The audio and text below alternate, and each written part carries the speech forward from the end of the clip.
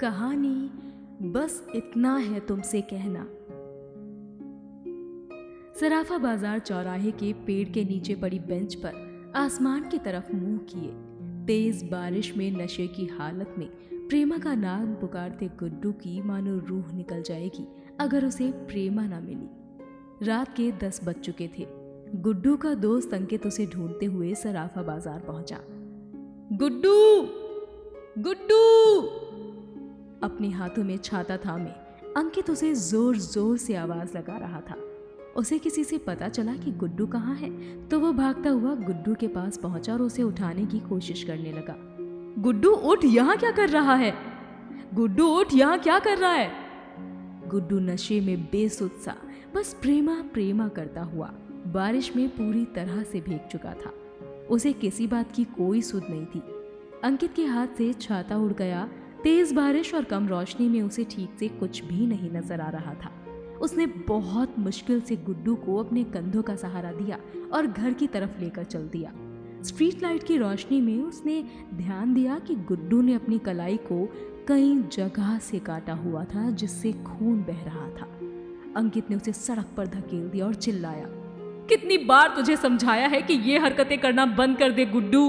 क्यों हम सबको दुख दे रहा है? बोल, क्या तेरी जिंदगी में उस प्रेमा के अलावा किसी के लिए जगह या प्यार नहीं है? गुड्डू सड़क पर पड़ा अभी भी रोता हुआ प्रेमा को ही पुकारे जा रहा था। प्रेमा, मैं समझ गया तू मुझसे प्यार नहीं करती।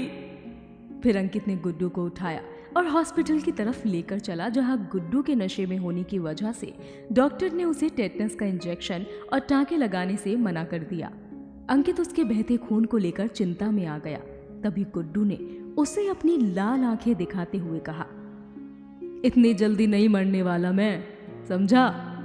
और अंकित का कॉलर खींचकर बोला, मुझे घर ले चल, मेरे जख्म भरना इस डॉक्टर के बस की बात नहीं है।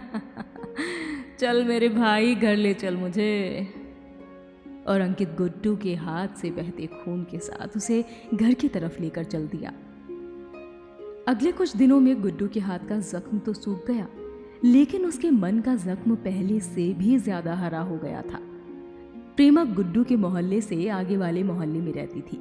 वो एक सरदार परिवार से ताल्लुक रखती थी, लेकिन गुड्डू सरदार नहीं था। इतना होना काफी नहीं था कि वो शहर का एक छटा हुआ बदमाश भी था।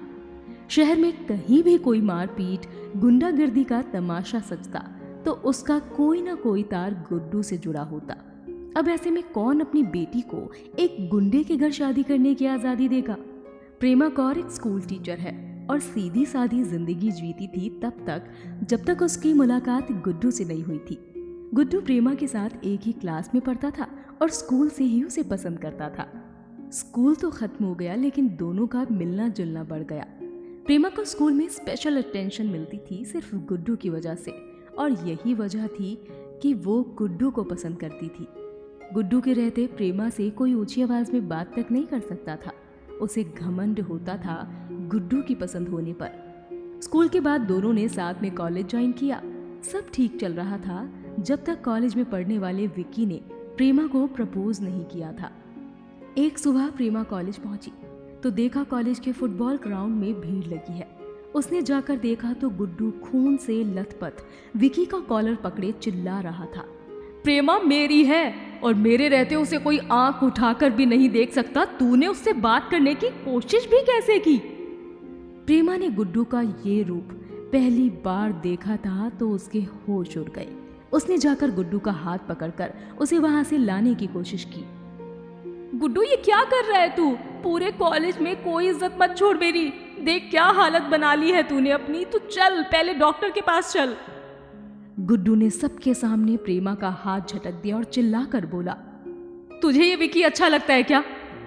प्रेमा की आंखों से आंसू बह निकले। उसने ना में गर्दन हिलाई तो गुड्डू ने और भी जोर से चिल्लाकर कहा, तो तूने मुझे बताया क्यों नहीं कि ये तुझे प्रपोज करने आया था? वो तो मुझे पता चल गया, नहीं तो क्या पता तू तो इसके साथ चक्कर भी चला लेती। गुड्डू की इस बात पर प्रेमा ने उसे जोरदार थप्पड़ जड़ दिया और रोती हुई वहां से चली गई।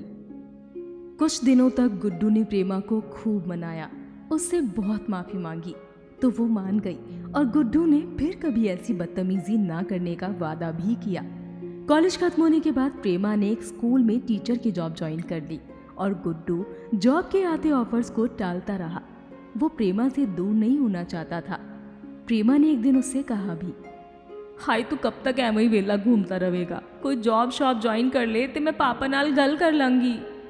सच में तेरे पापा मान जाएंगे आसानी से अगर मैं जॉब ज्वाइन कर लूँ तो? गुड्डू ने अपने बालों में हाथ फेरते हुए पूछा। होर नहीं तो की, देख पिओ नू कुड़ी दी खुशी चाहती है, तू जॉब ज्वाइन कर, पापा नू मैं मना लवांगी। कुछ ही दिनों के बाद गुड्डू ने दिल्ली के कॉल सेंटर में जॉब करनी शुरू कर दी।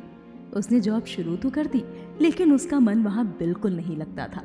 उसका मन बार बार प्रेमा से मिलने को करता। उसे गए 1 महीना होने को आया था। वो जब भी प्रेमा को कॉल करता तो कोई ना कोई उसके आसपास होता, तो वो बात नहीं कर पाता। इसी वजह से उसे प्रेमा की कमी का एहसास और भी ज्यादा होता। एक दिन गुड्डू अपने ऑफिस में बिजी था कि तभी उसके नंबर पर एक कॉल आया। कॉल अननोन नंबर से आ रहा था। गुड्डू ने फोन उठाया और उसके बाद अपना बैग। वो 3 घंटे के बाद अपने शहर में था। उसने प्रेमा को बहुत बार फोन किए, लेकिन उसने एक भी कॉल का जवाब नहीं दिया। उसकी शर्ट पैंट से बाहर लटक रही थी। माथे पर पसीना भागते भागते सांस फूल रही थी। उसकी आंखों के आगे अंधेरा सा छा गया जब वो प्रेमा के घर पहुंचा और उसे दुल्हन के रूप में देखा। उसकी मांग में सिंदूर चमक रहा था, चेहरे पर बिना शिकन की मुस्कान, जैसे अपनी मर्जी की शादी में आती है वो वाली मुस्कान। गले में मंगलसूत्र और जयमाला के ताजे फूल उस पर खूब जच रहे थे। अभी सितम और भी बाकी था उस पर कि दूल्हे के रूप में सजा कोई और नहीं बल्कि वही कॉलेज वाला विकी था। गुड्डू को लगा जैसे किसी ने उसके घुटने तोड़ दिए हो, गला कसकर दबाया हुआ हो और उसे सांस लेने में तकलीफ महसूस होने लगी। उसके हाथ में वो पेन था जिसे दिल्ली जाते वक्त प्रेमा ने उसे दिया था। उसने उस पेन को अपनी कलाई में घोंप दिया। वो बेसुध होकर जमीन पर मुंह के बल गिर गया और एक आह के साथ आवाज आई, प्रेमा। उसके हाथ से खून तब तक बहता रहा जब तक कि उसे हॉस्पिटल ना ले जाया गया। जब गुड्डू को होश आया तो उसने किसी बच्चे की तरह दहाड़ मार मार कर रोना शुरू कर दिया। अंकित उस वक्त उसके पास ही था और सब जानता था, लेकिन वो बेबस था अपने दोस्त की खुशी और अपनी लाचारी से हारने पर। उसने कई दफा गुड्डू को सचेत किया था। एक बार तो उसने ये भी कहा कि यार गुड्डू तू चल तो रहा है इस रास्ते पर मुझे नहीं लगता कि प्रेमा तेरे साथ आखिर तक चल पाएगी। गुड्डू के चेहरे पर गिरने की वजह से आई चोटों से खून अब भी बह रहा था।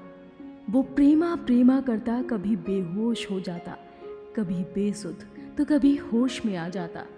इस बात का अंदाजा हर उस शख्स को था जो प्रेमा के लिए गुड्डू के प्यार को जानता था कि अगर किस्मत ने दोनों का अलग होना तय किया तो गुड्डू जी नहीं पाएगा प्रेमा के बिना। लेकिन इस बात से हर कोई अनजान था कि प्रेमा ऐसा भी कर सकती है। खैर, अब प्रेमा ने तो वो किया जो उसने शायद सच में सोच कर रखा था, लेकिन गुड्डू की जिंदगी नॉर्मल कैसे हो यही सबके जहन में चल रहा था। गुड्डू के साथ प्रेमा ने जो किया वो कम था क्या, जो वो यहाँ भी उसे दुख देने से बाज ना आई। प्रेमा हॉस्पिटल में तड़प रहे गुड्डू से अकेले मिलना चाहती थी, लेकिन अंकित ने कहा, सब बाहर जाओ, मैं यहीं रुकूंगा। सबके बाहर जाने के बाद प्रेमा ने बोलना शुरू किया, तो जानता है गुड्डू, जब पहली बार तूने मेरे लिए अपने हाथ की नस काटी तो मुझे बहुत दुख हुआ और फिर अच्छा भी लगा कि कोई मुझसे इतना प्यार करता है कि अपनी जान भी दे दे। फिर तूने कॉलेज में विकी को मारा बिना मेरी मर्जी जाने। तू प्यार में इतना पागल हो गया कि किसी को मुझे देखना तक बर्दाश्त नहीं कर सकता था। तेरी वजह से मेरे दोस्त मुझसे दूर हो गए।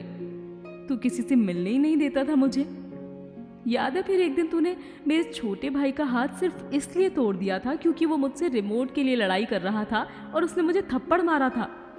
तब मुझे लगा कि तू सनकी है, तू कुछ भी कर सकता है मेरे लिए। मरना अलग बात है, लेकिन किसी को मार भी सकता है। इस हद तक डर महसूस किया है मैंने। चाहती थी कि तू कहीं बाहर चला जाए और उसके बाद मैं तेरी जिंदगी से बाहर चली जाऊं, लेकिन तूने आज भी वही किया ना जो हमेशा से करते आ रहा है। तेरी वजह से विकी का परिवार मुझे छोड़कर चला गया। चल कोई ना, आज नहीं तो कल विकी मना ही लेगा सबको, लेकिन तू आज के बाद अपनी शक्ल मत दिखाइयो मुझे। जी लेन दे मैनू मेरी जिंदगी में पैर पड़ दिया तेरे। अपनी बात कहकर वो चली गई और गुड्डू किसी पत्थर सा जम कर रह गया। उसके दिल को वो यूं तोड़ गई थी जैसे कोई बच्चा मन भर जाने पर अपना खिलौना तोड़कर फेंक देता है।